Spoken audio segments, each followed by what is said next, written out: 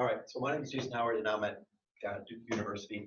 I'm working on the B10K project, which some of you probably heard about, is where we've already sequenced the bird genomes for 48 different birds, and right now we are working on the project where we're trying to get all the bird families. We've got about, out of the 225 bird families, we've got tissues and getting close to having genome sequenced for all but 4 of the bird families. Here's 3 of the ones that we don't have yet, so if anyone has some of these samples, we could use some of those. And as far as like these other genomes that we're sequencing in these other families, if you're interested in any of them, just let me know. I can get you access to them. It might take a little bit of time from coursing, but I'll get them for you. So one thing that we're doing right now is, like Wes Warren was talking about, is we're actually testing some new technologies. And specifically, we're doing the Anna's hummingbird, which is part of the first 48 bird genomes that was done, which was pretty much done with all Illumina sequencing. So on top of that, we just did PacBio sequencing. We've done 70x coverage, and we've got, for you genome people, our N50 contig size is about 6 megabases. So we think that's pretty good, but obviously that has nothing to do with scaffolding. So on top of that, we're doing dovetail genomics, which is based out in Santa Cruz with Ed Green's group. And we're also doing some bio-nano work, which is optical mapping.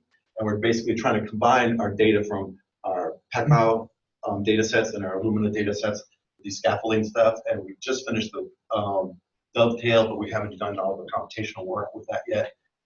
We just sent in a sample for the bio-nano, which is optical mapping. So I'll let you guys know if you're interested on what our scaffold sizes are.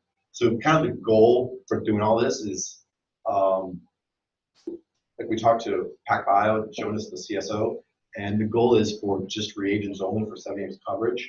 And he's kind of on board on it, is to have the reagents and all the materials be between $3,000 and $5,000, which is ridiculously low for this type of work. But Jonas really likes birds for some reason. He's really interested in this project. So I can give you updates on that. Let's see where I'm at. 1 minute. So what do we do in the lab? We do singing-driven gene expression. Here's an example of why this ties into mannequins. Here's a bird that's hopping, and here's a bird that's singing. And if you look at the vocal nuclei for when it's singing versus where it's hopping, these are the motor areas, and you can see that the singing areas, the singing nuclei has probably evolved from the motor areas. So that kind of like, we're thinking that mannequins probably, this is probably advanced in the mannequins as well. Here's a paper that we had in Science a few months ago that Morgan talked about. And one other thing is, let's see, conservation genomics. So here's an endangered bird that we're just sequencing now. Cool.